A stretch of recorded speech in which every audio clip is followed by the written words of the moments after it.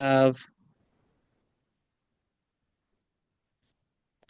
and I got to share sound because there's going to be sound on this. All right. So, of course, we have to go over a disclaimer that these classes are provided as a public service for informational purposes only. All information from this class or from a new vista is presented without representation, guarantee, or warranty. The information contained in this class is provided as general information. Users are responsible for independently verifying any and all information. This class is being recorded and may be used for training, marketing, or commercial purposes. If you do not wish to have your likeness recorded for those people online, please turn off your camera by clicking on the camera icon in the lower left-hand corner. Okay, so I want to talk about a couple things, right? I also want to mention Giving Tuesday's coming up. This is our one time a year that we ask for donations. Um, all our classes are free. We do over 200 classes a year. I should pull that slide. It was here. Um, and so you can just go to our website and donate if necessary or if you'd like to. But it's the one time a year that we actually ask for donations. And again, 200 classes a year, all for free. Okay. All right. Let me just go through this. That's that slide right there. Okay. All right. So let's talk about credit cards for a second. Okay. We actually like credit cards a lot for a lot of reasons. They're really good about giving your money back. In fact, in the case of use of fraud or something. In fact, um, by federal law, does any of you know how long you have to report a fraudulent credit card charge? Any guess here? Okay. So, according to federal law, you have 60 days to report a fraudulent credit card charge, which is pretty good. I mean, that's two statements. And I will warn you that there's going to be, you should look at your statements and you might get like a 99-cent charge. And you're like, yeah, whatever, 99 cents. Really, what that means is people are testing your credit card numbers to see if there's a charge. But just say 100,000 credit cards throughout the world, 99 cents, that's $100,000 a month. And then those charges gradually keep going up. And so if you don't catch these things early, you could be exposed to more charges. But you still have 60 days to kind of report fraudulent credit card um, charges. Even at that point, if the credit card company gives you a hard time, the most exposure you have is $50. Okay. So I see a charge for $2,000 on my credit card. I report to Joe Schmo's credit card company because it's not a really great credit card. Um, by law, the most they could hold you accountable is for $50. Most of the banks are pretty good. Most of the credit card companies are pretty good, unless you go to like, I think we all have probably good credit cards, but for example, my 20-year-old kids or 20-year-old kids, they might have to go to different, a not as great credit card company, and get a credit card. Anyways, so that's by law. What about um, your debit card? Okay. So your debit card is not covered by that same law. Our debit card is the one we stick in our ATM machine, put in a PIN, and get cash out. But we also could use it for, when we go to the store. These things, these debit cards, Zelle is not covered by that previous law. And in fact, on for your debit cards, the rules are a little different. Okay. If you catch a charge, because a lot of times if you look on your online bank, they'll say there's pending charges. If you say, hey, this is not me, and you contact them, there's zero. By law, if you catch it within 2 days, by law, they can charge you up to $50. Okay. If you wait more than two statements, 2 months for your debit card, right? Cash being withdrawn. By law, they can hold you liable for $500. And then it's after 60 days, we don't look at our debit card bank statement for 60 days. As much as been taken by law is gone. We do not recommend using your debit card for almost anything except for getting cash out of the bank. Credit cards provide you much greater protection. Okay, so that's the first thing. Questions on any of that? Does that apply even if you have your debit card in your Apple Wallet? Yes. So a lot of people use debit cards for Apple Pay or whatever. We'd rather, and we're going to talk about some of this stuff in the payment apps that we're going to give you and talk about today. We would rather see you have a credit card in there. Okay. However, Apple Pay, Google Pay gives you additional protections that aren't necessarily the same as just sticking your debit card in a machine. All right. Um, so with our credit cards and debit cards, they have things several years ago, there was a big holiday scam at Target and Home Depot, okay, where they were stealing debit cards and credit cards. What they did was they used sniffers in software into the point of sale machine, the things that you tap to pay or you stick your card in, where they were able to read the information and transmit that information. That was a big deal. That was kind of prior before they had the little chips on the card. The chips are a little bit better, but we had to swipe them or we had to do whatever, and they would read that stuff. You might still see those without those old readers at gas stations because it's really expensive to change out um, pumps and credit card machines at gas stations. We still tell you not to use your debit card. Again, the bottom line from all this stuff is try not to use your debit card. Use a credit card. Okay. Um, let's just keep going. All right, let's see. There should be a video here. What would happen if I took this device to scan credit card information and try to use it on a phone that has Apple Pay or Google Pay? Could I grab your wallet's information? Here I have my credit card, and here I have the flipper. Now, watch what happens when I hold the flipper over the credit card. The flipper is able to pick up that it's a MasterCard and the credit card number and the expiry date. Now, let's do the same thing, but this time I'm going to read the info off my phone, which has Google Wallet set up, and the same would apply to Apple Pay. What can this device now read? Absolutely nothing. Well, at least nothing that's usable. All right. What would So happen? let's talk about that real quick. I don't want to play this. When you use Google Pay and Apple Pay, and this goes back to Diana's question, when you use Google Pay and Apple Pay, they create a fake number, and that fake number is transmitted to the payment service.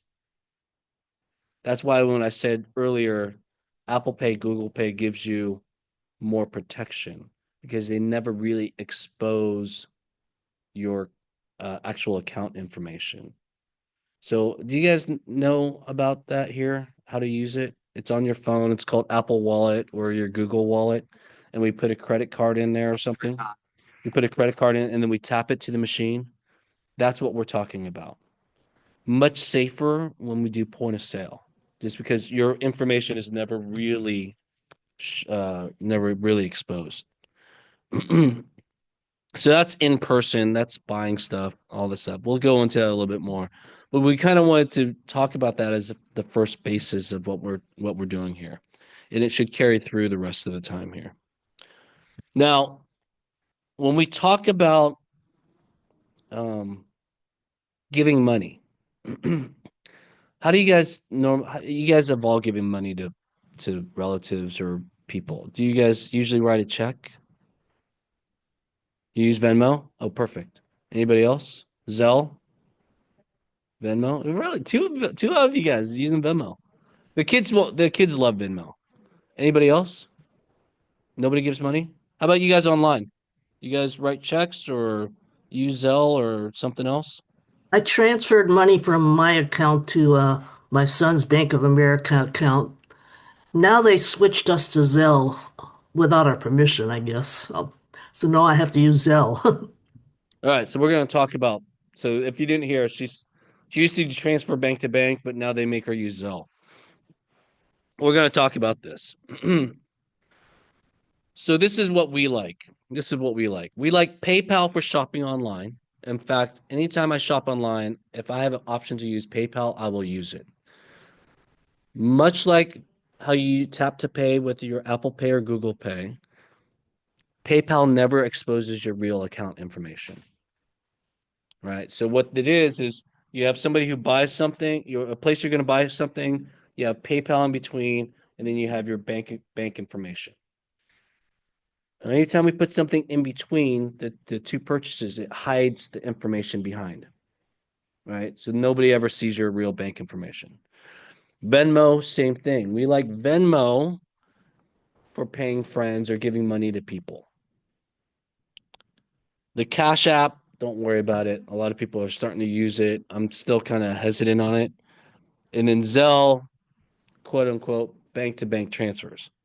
Big caveat though, right? And I'm going to talk about Zelle here in a second. So this is kind of like the reasons why we like it. PayPal may not have FDIC, which is federal insurance for payments, but why I like it, why we like it, is because of the last two columns. You can dispute issues. You can say, hey, this money went to the wrong person.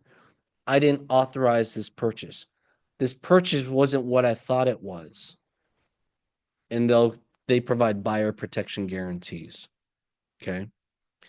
Same with Venmo, because Venmo is owned by eBay or by PayPal. Okay, they're owned by the same place. The Cash App has some limitations, and this is why, and this is kind of changed on Zelle, but the big reason we don't like Zelle is because if you make a mistake or if you get scammed, the banks will not support you. Zelle has been created by the banks for their own benefit, but they will not support you if you lose money, which is horrible, seeing how they have all the money, right? And so what we look for when we talk to people is how are you going to keep your money, or how, because we all get scammed. Even the best of us get scammed, or we make a mistake. Okay. We will tell you not to use Zelle. That's our recommendation. Okay. This is why. Again, we'll go into it a little bit differently. There's almost you can, if you get scammed, just say you send $100 to the wrong person or to the wrong bank. You contact your bank, they'll say, sorry, I can't help you. Okay. There is no real customer service from your bank unless you have like private banking or something special. Okay. And they're going to point fingers at Zelle or the other bank or the other person, or they'll point it at you. You made the mistake. It's your fault. Personally, I went through this with Wells Fargo, where my son somehow got scammed. He's a college student. They took $1,000 in Georgia, and he was at home in the middle of the night. We escalated this for like a year, and they kept saying, sorry, can't help you. If you Google or you go on YouTube and you say, suits against Zelle, they will show you a lot of different videos about people getting scammed on Zelle. In fact, we'll show you one of them. It's not easy to sit here and talk about it. The frustration is still fresh for Doug Henry, months after he was scammed. He was making payments on a custom saddle for his daughter, a para-equestrian rider. Very expensive. For the transaction, Doug used Zelle, an app that lets you send money quickly from your bank account to someone else's. It's offered through US Bank and their app, and we thought, perfect. Until it wasn't. My wife got a phone call from US Bank that appeared on her phone, And so she answered. Scammers said there was a problem with the recent transaction and asked Doug's wife for their personal information. We let our guard down, and we're taken advantage of through that process. Now they're out $3,500. Here's how these types of scams work. Scammers will pretend to be a representative from your bank and say they need to stop a fraud attempt.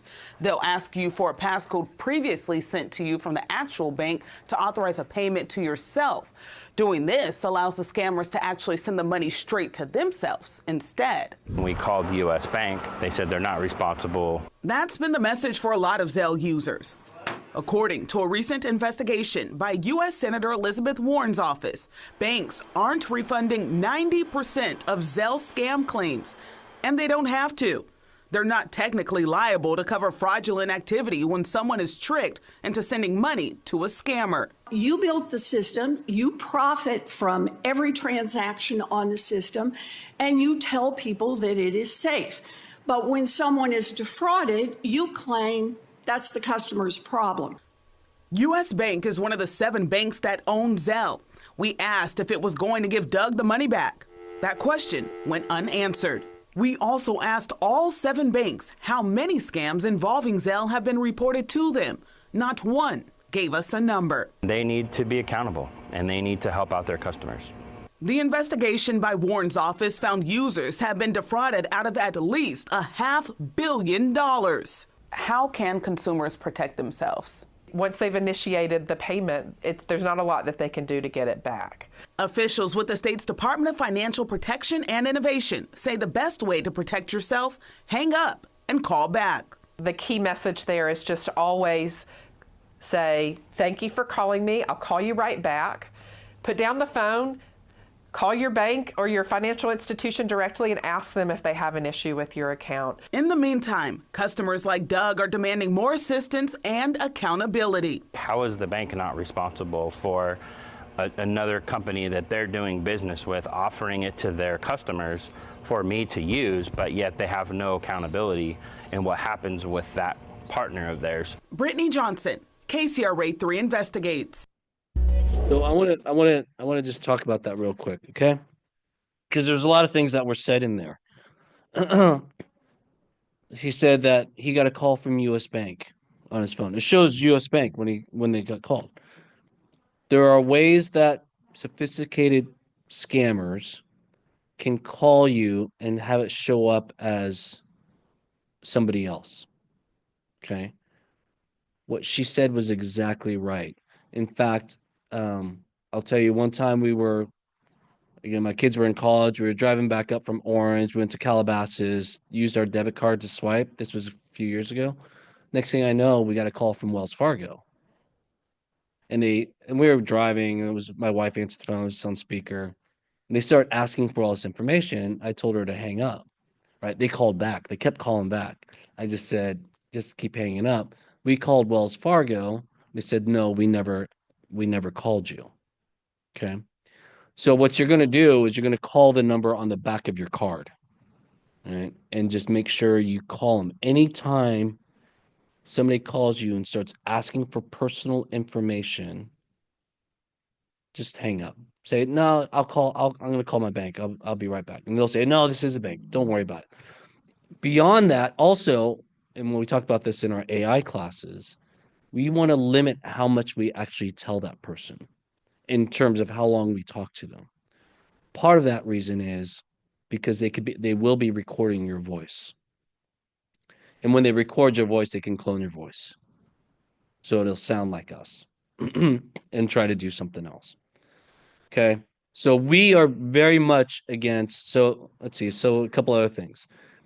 Zelle is instantaneous, meaning there's no kind of delay.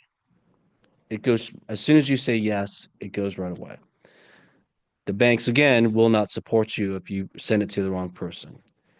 And the third part of that is, if you ever get those codes that get sent to your phone or to your email to verify who you are, and somebody calls you, don't ever give it to them. Anytime you get one of those things, it always says, do not share this code with anybody. Okay. So just don't. If somebody does it, it's suspicious.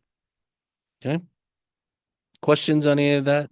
So again, you can actually call your bank if you don't use Zelle, but somebody you set it up, you can actually call your bank and say, "Hey, I don't want this enabled on my account anymore." Okay. We are pretty much we're actually very much against Zelle. Now, okay, so what do you do instead? Venmo again is owned by PayPal. We actually think that Venmo is fairly safe. They've put in additional protection things. They have a if you can dispute a charge, which is super helpful, right? If I sent it to the wrong person, immediately dispute it. Okay. And so, the kids use it all the time. The kids, I mean, it's very social, which is not inviting to me, right? Because it's like, oh, so and so, my daughter played so and so for lunch or whatever, right? I don't really care about that. But what it is, the purpose is to send money to friends or family. Okay. You basically link a bank account or a credit card to the app, and then it just charges your credit card and sends it to your friend. Okay. Again, if you're not receiving money a lot, it's okay to just put a credit card there because they won't, if whatever money is in your Venmo account doesn't go to won't go to your credit card. You have to have a bank set up. But if you're just sending money all to people, a credit card's fine. Okay. What you do is you download the app from the Play Store, the App Store, or the App Store or the Play Store, sorry. And then you just kind of have this app on your phone that says, hey, pay, you know, my daughter Carly $50 for whatever. Now, one of the safety features is that if you send it to somebody that you've never sent before, they'll say, "Hey, enter the last four digits of their phone number," which then you look up the last four digits and you put it in. And then from there on, they'll only ask you once and they'll remember who your friend is. But at least it gives you a double check on who you're sending it to.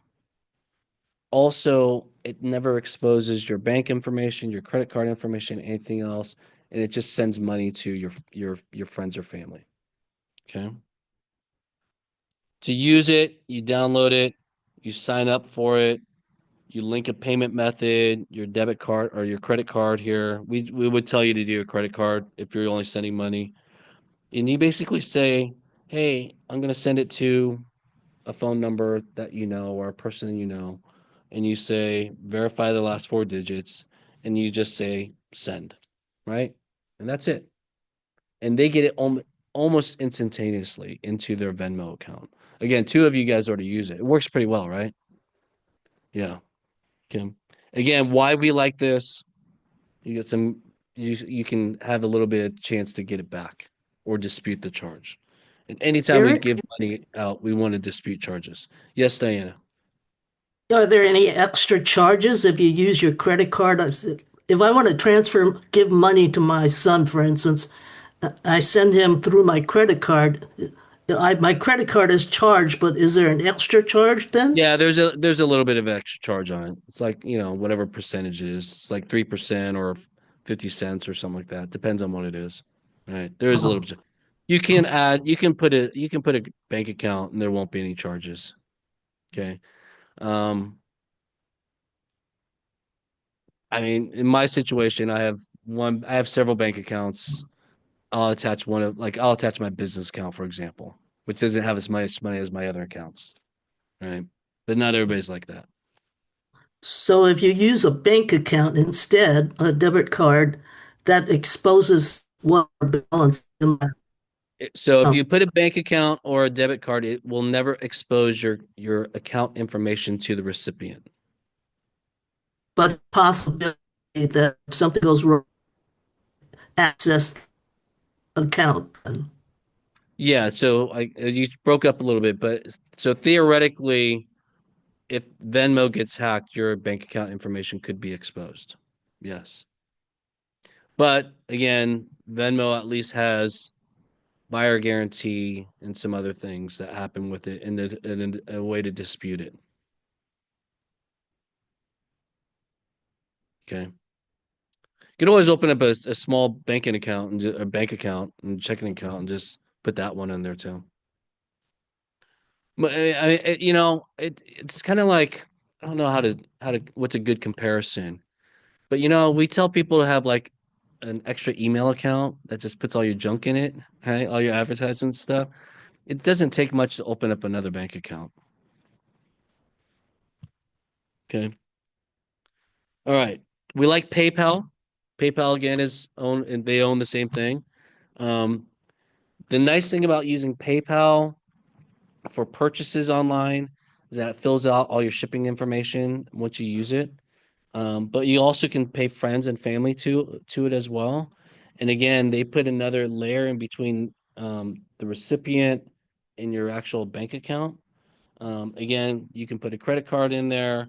You can keep keep your any funds that you receive in the PayPal account and just kind of use that.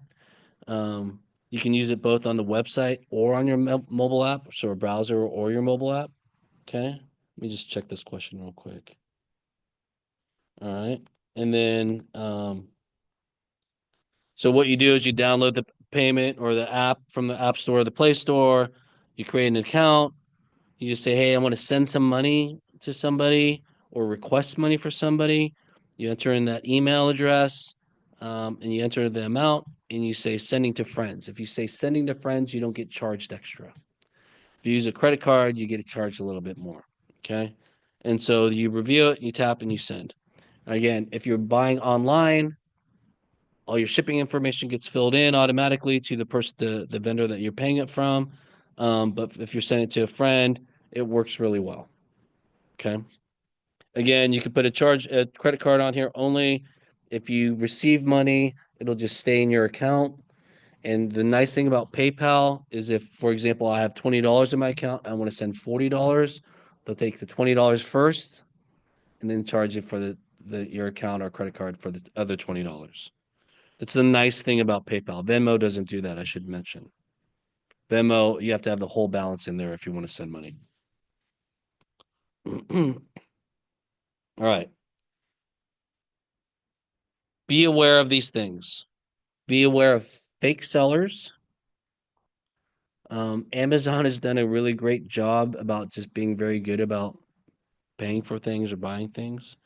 Be very aware of people asking you what we call phishing or impersonation.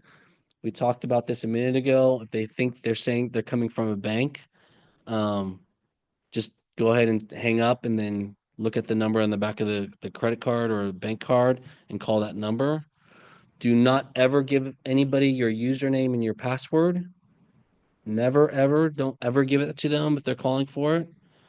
Some of these other payment scams, and this has happened. This happened to my daughter because she uses it a lot. You receive a large amount of money just out of nowhere. Okay. And they say, oops, I sent it to you by mistake.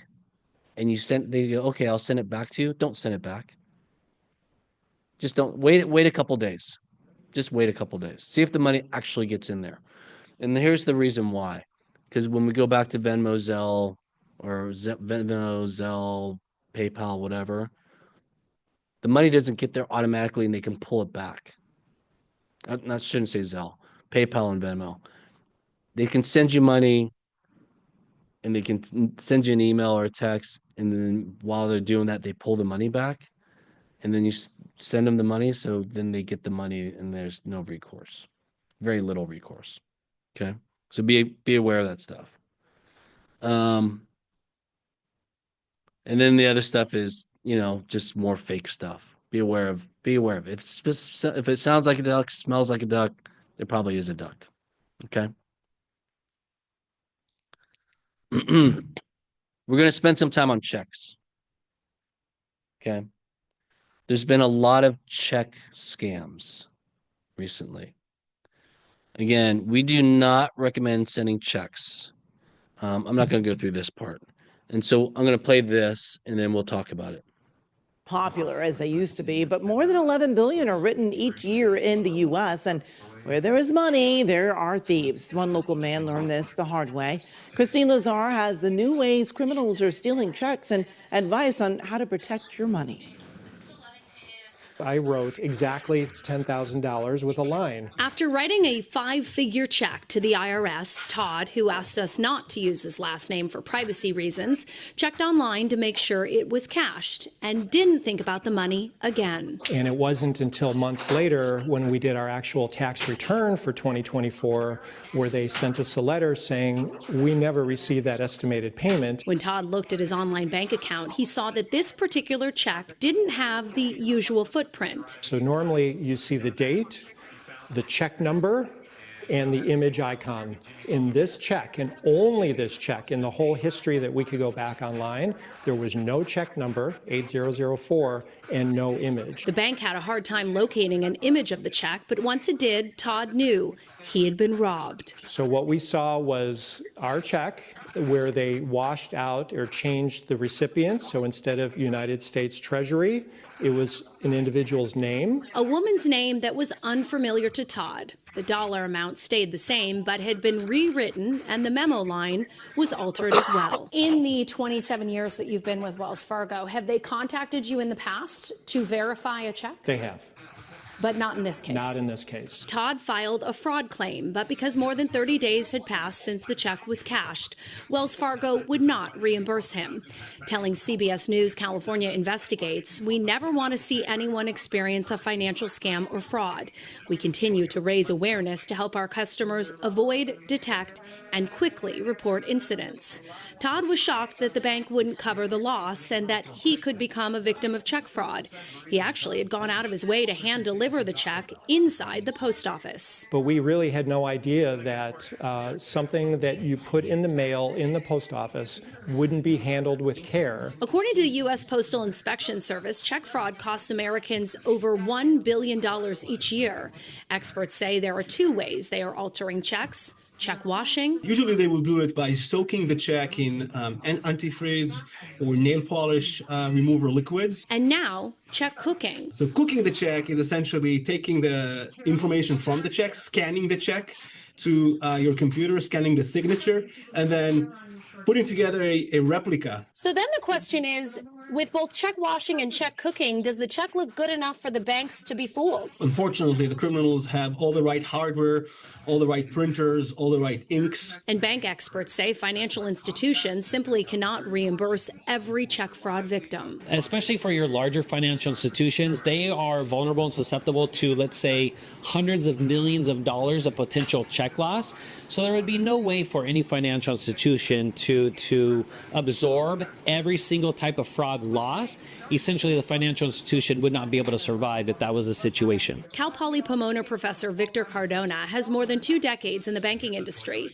He shared with us tips to protect your money. First and foremost, follow the check. Once it's cashed, check the photo, and if you don't see one online, ask the bank to check. Notify the bank as soon as you suspect fraud. Contact law enforcement and the Postal Service if you mailed the check. Finally, contact the credit bureaus if you are a victim, so you don't have your identity stolen as well. Unless you're writing a check to your nephew or to your, gardener that you're handing the check to them personally, I think going electronic is the way to go. And experts say electronic payments are more secure, although they are still vulnerable to theft as well. All right, so popular as they. Let's go. So checks are are dangerous because all it is a piece of paper with numbers. If you guys actually you guys all have checks, right? Have you guys you could actually create a piece of paper, write your check number on it and your date, and sign it and send it to somebody. Just a regular piece of paper, and the bank will accept it. Yes. Long ago from my bank asking me if I had written a check for X amount. Right. And I had, fortunately, we had started using more credit cards. Yeah. So I got it back finally, and believe me, getting that back, getting the check itself. Yeah. Getting the check or the money? Got both. Okay. But I wanted to check. I wanted to see it. Never saw it. they had scanned my husband's, looked like signature from the safe deposit box. Really? So I don't know if you guys heard online, but what's your name? Marilyn said that a few years ago, uh, it was somebody wrote a check just under the kind of the danger limit, but the bank kind of called her and said, "Hey, did you write this?" But it was torturous to get the money back and the check back. Right? It's very difficult getting the check. Yeah, yeah. It's when I told you my son got scammed, but they had handwritten a deposit slip, and the bank took it, or a withdrawal slip, and they took it. It was crazy, and it was in Georgia. And even though it was pure fraud, they said, "Oh, it's your fault." It's like, how is that our fault? Anyways, yeah, it's tough. So the point here is, if you want to give somebody a check, what he did say, because I take checks when I do my other work, hand it to them, right? It's when it gets into the wrong hands.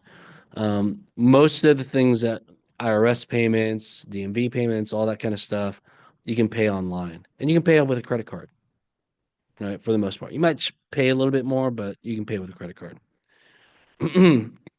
um, so checks we got to be very careful with, right? If you're paying bills, your bank can electronically pay them through bill pay. There's no additional charges. In fact, after my whole ordeal with Wells Fargo, I changed over to Chase. They don't really give you checks anymore. They give you very few. And the reality is we don't have to write that many. All right. So overall, again, we are the last line of defense. We have to use common sense. Again, I told you, if it smells like duck, looks like a duck, it probably is a duck. Again, some of the things that we talk about in forcing scam or spotting scams, if somebody says, "Hey, I need your money now," right? Or you're going to be closed. Your account's going to be closed if you don't pay us now. Okay, that people don't do that. Of course, there's incorrect spelling and grammar on emails, funny text messages from 10-digit phone numbers. Most of them. So if you get a text that's from like 91653 whatever, right, from a different country, it's almost always fake. Most of the financial institutions will send you a text from a 5-digit number, okay, not their whole phone number. People that require a payment to prove your identity is usually, anytime anybody asks for money, it's a scam, right? Unexpected requests to send money. Somebody to tell you that, hey, let's send you money to verify you. That's a scam. And anybody who offers to upgrade your account for money is always going to be a scam as well. Okay. Best practices: make sure that only you have access to your payment apps. Nobody else does. Always use two-factor authentication, which means they'll send you a text or an email with a code. Microsoft says that prevents 99.9% of identity theft. Okay. And then if you are going to use Venmo or PayPal, there's ways, it says scan here or whatever. Use the QR code, because then you know exactly who it is that you're sending it to. Okay. Let's not worry about that.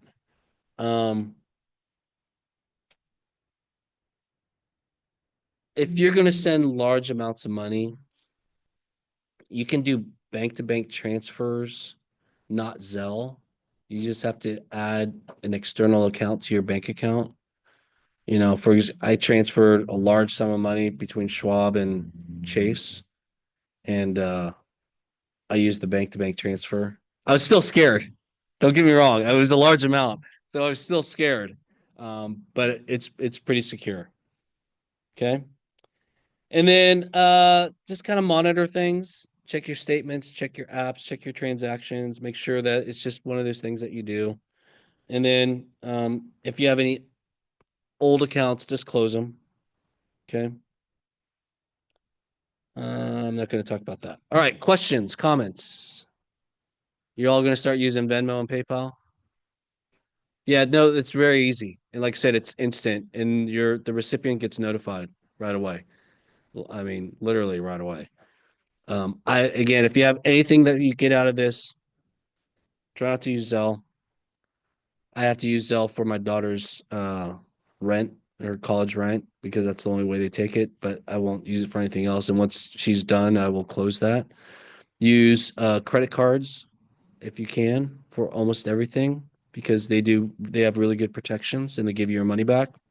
And just be aware of any kind of fake stuff that's coming your way. We're all and if you ever do fall victim of a scam, don't feel bad, just get help. Okay? Because we all get scammed. All right? Anything else? Good. Thank you guys. Have a great afternoon. And Diana, I can stick around for a minute here. Thanks. All right, let me stop recording.